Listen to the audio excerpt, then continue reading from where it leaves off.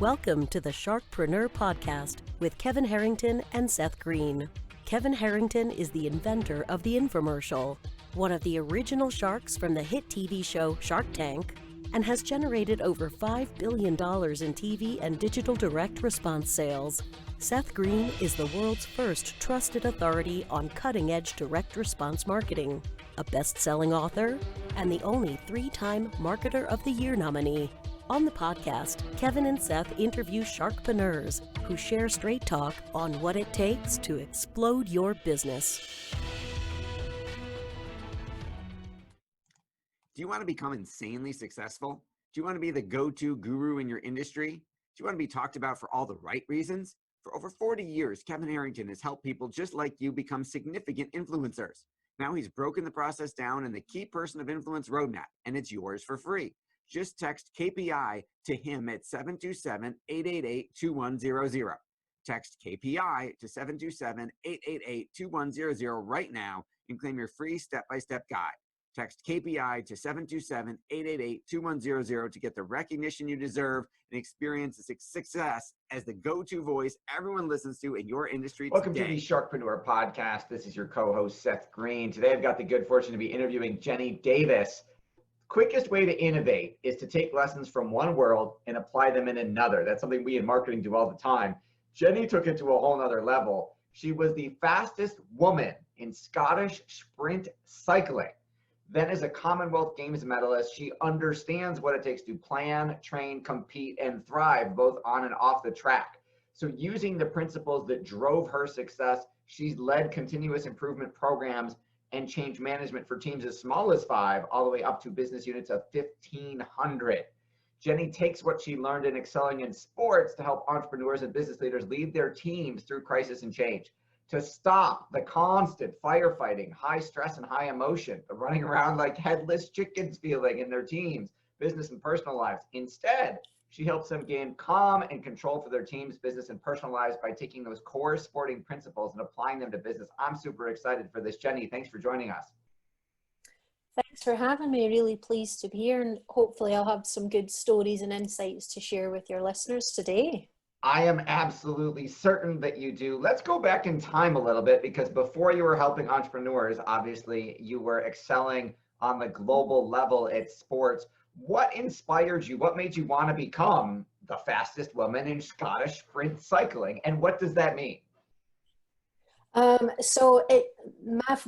start of my journey really wasn't in track cycling at all. I had a longer career as a judo athlete for Team GB in Scotland through my youths and juniors, and found myself in my last year at uni. I took some time off sport just to make sure I got a good honours degree at university in Edinburgh, and ended up on a talent transfer programme into the track cycling world on the velodromes, if any of your listeners have seen that at the Olympics. So it wasn't my initial goal. I think I always had aspirations to be right at the very top of, I guess, whatever sport I ended up doing. I just was lucky enough to be able to compete at a world level across 2 very, very different sports that brought very different challenges, but the principles of making improvements and progression through those is the same across both judo and track cycling. And then again, translated into business, the principles are exactly the same. So sure. So judo being a martial art, and sprint cycling, riding a bike as fast as humanly possible, 2 very, very different muscle groups, different different techniques, different things to do. Talk a little bit real quick before we get into the business side about when you were approached about making that change from, let's say, judo to sprint cycling. What goes through your mind at that, considering you were already quite a high level competitor in the judo martial arts world? So to be honest, my first thoughts were I wasn't really interested. I had a strength conditioning coach who kind of saw, he was working with multiple athletes across different sports, and he saw a little bit of a parallel between what I was able to produce in the gym compared to some of the other track cyclists that he was working with. So he harassed me for many, many months. And I went down to the velodrome in Edinburgh, which was an outdoor one at the time, and had a look. And to be honest, had a bit of a freak out, because you don't just get on the bike. There's the whole mechanics that sit behind it. There's so much going on in the track centre, never mind on the velodrome themselves. So it was pretty daunting, but he kind of continued. And in the end, him and I did a deal. So we shook in it, and I said I would give track cycling a try if he would sort out his damn love life. And we shook in it. And I think would have been 6 or 7 years later, both of us were sitting in the Commonwealth Games village canteen. He was married and had a new little baby girl, and I was racing for Team Scotland at Glasgow against the reigning Olympic champion. So it was a good end to the story for that journey. That is absolutely incredible. So then, now we're recording this during the height of the COVID corona pandemic. What are some of the, because obviously you've gone through tremendous change in your own life. What are some of those principles that you use to excel on a global level at sports and switch sports? How do those help us lead our teams through the current crisis and the constant change that's going on now, when we're all, working remotely and not sure what's happening when? Yeah, sure. It's a really good question. So I think what always kept me on the straight and narrow was being really clear about what was important, what was the overall vision and the purpose, what were the goals, and what did I need to do in terms of backward engineering my plans and actions and behaviours every day to get to those. So obviously in the current crisis, some people's purpose and goals will be the same, and it's just they need to be able to flex their plans and try and flex around working remotely and doing things through Zoom, dealing with kids in the background or dogs running around, lots of distractions. So I think distraction control is really good, being aware of the surroundings and the environment that you have. So I've got a partner and pets in the background, but I was really clear this podcast interview is obviously important. I want to share the best value that I can with your listeners. So I've got a little hanger on the back of the door saying recording in progress, like a proper recording Love studio. it. I've got one of those too. Do not disturb. Yeah. And I've just created an environment that's helped me, really focus for the prime time that I need for today. So I think being really clear about what you're there to do, what are the priorities. You just, nowadays, I think businesses over the next 10 years, the ones that are going to be most successful are those that can be agile and flex around these kinds of things that's happening. So it might mean that companies and business owners need to change their business models to be able to adapt to things like that. So the other thing I would say is, there's lots of chaos, and I know you said earlier, like headless chicken syndrome. Yes, running absolutely. around, crazy. So I think in these times is really, really important to be able to just stop and pause and take a breath and think and be smart. In the military, they call it a strategic pause. And sometimes they do that for days and weeks after their latest deployment, so that they can do lessons learned and be smart and look at what's happened in the past and make sure that they plan right for the future. So I think if people have got big challenges, they need to give themselves some headspace, in whatever form that takes. For some people it's spending time in nature, some people it's knocking it out of a boxing bag in the boxing ring, others it's spending time with family and friends. So it'll be different for everyone. Awareness of how you do that and really trying to create time to give you headspace to then make the smart decisions, which then lays the foundation for everything that you do.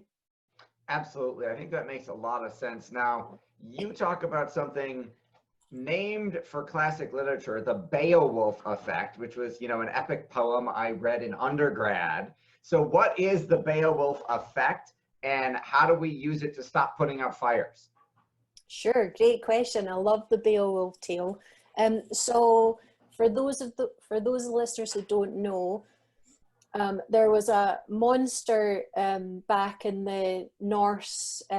This was written in ancient days in English literature, and Viking days. There was a monster called Grendel, who was ransacking a village out in the hills, and it was destroying all of the buildings and killing some of the villagers and so on. So there was a consultant called Beowulf who was pulled in to try and kill Grendel, and he battled it when Grendel appeared, and all was good and everyone was happy. But what happened in that story was, what was even worse than Grendel was Grendel's mother, who crept out the mountains and continued to cause absolute carnage, even worse now because her child had been killed. She went down into the mountains, and Beowulf followed her and had to dive deep into the swamp, and eventually found the tools that you needed to destroy Grendel's mother. And that's the tale finished. And I think there's a brilliant lesson in that initially that village and the leader of the village thought that the problem was Grendel. And when Grendel was slayed, it was all done.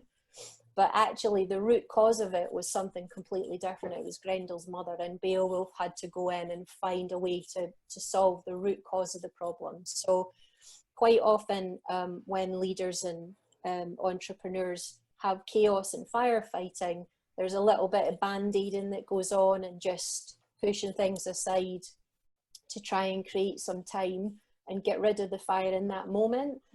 But to get true transformation, that fire needs to be put out completely and never come back again.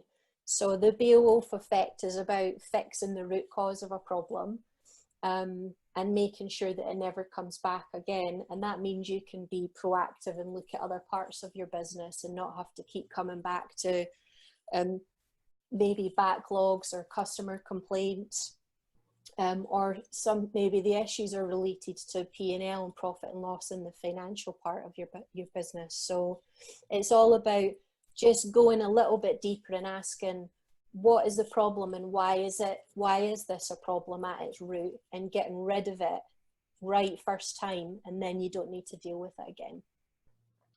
That's a great example.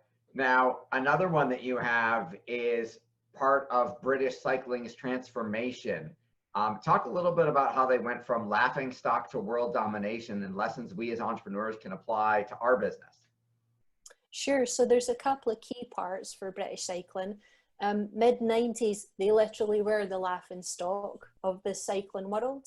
And through 2008 at which Olympics? Beijing Olympics, London Olympics the 4 years after, and Rio 4 years after that, plus the Tour de France, they absolutely wiped the floor with everyone, and are up until the last year or so 100% top cycling nation in the world. So their transformation kind of came from 3 or 4 main principles. And the first one was their board in the mid-90s decided, they got crystal clear about what they wanted to achieve, that they wanted to be the top cycling nation. And I mean attention to detail. So they were sitting in the boardroom talking about what was the design of the skin suits going to look like, because that was going to be their new brand that they wanted to show off. And then they, once they were really clear with detail about what they wanted to achieve, they got really clear about what was it going to take to do that. So they had a small amount of really, really big decisions that would give them a big bang for their buck. So they brought in the right experts and across full industry. So sprint and endurance experts. They had psychologists and doctors, cross industry. They were working with people like Formula One in the wind tunnels. And the other really famous concept that they had, so they did 80-20, which was top down, small amount of decisions that will give them the biggest bang for their buck. And then in sprint cycling, the margin of error, the difference between gold and silver is absolutely tiny. We're talking like 1/100th of a second, which is less than a blink of an eye. So they also popularized something called the marginal gains principle, which is where you take a situation and you break it down and look at all the things that can impact the performance of that situation. And if you improve each thing by 1%, when you bulk it all back together, compound effect, it becomes a big gain. So they did, you know, they've used 80-20 top down. So the really important decisions they got bang on. And then everyone in the organization did marginal gains bottom up to try and improve every tiny little bit of their performance. And I used that in my career. So I knew, for example, Delhi Commonwealth Games, you know, Scotland average temperatures are like 15, 16 degrees, maybe 20s in the summer. In Delhi, we're talking mid to high 30s. Very different climate for me to race in and sleep in and recover. So I took special sheets and pillowcases that would keep me cool when I had to rest and recover. I had a jet lag plan, so I didn't get jet lagged when I went out. Everyone else in Team Scotland went to sleep at exactly the wrong time when we arrived on the first day, and I dragged my teammate out, a team sprint partner out, and said, we are not sleeping for another 3 hours, and we followed the plan. And our performance, probably amongst other things, but our performance was the best one in the squad that championships.